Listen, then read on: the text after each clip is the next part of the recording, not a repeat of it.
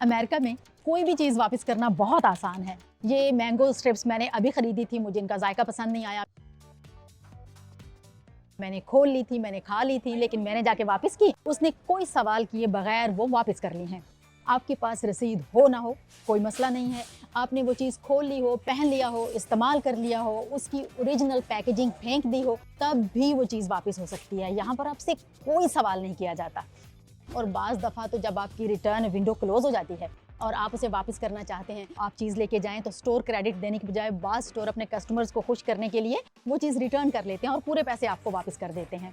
यहाँ पर लोग इसी आसान रिटर्न पॉलिसी की वजह से बहुत सारी चीज़ें खरीद लेते हैं, ज़रूरत से ज़्यादा खरीद लेते हैं। इसकी वजह से हर साल अरबों डॉलर की चीज़ें वापस होती हैं। अगर हम पिछले साल की ही बात करें तो पिछले साल 747 अरब डॉलर यानी खरबों रुपए की चीज़ें वापस की गई।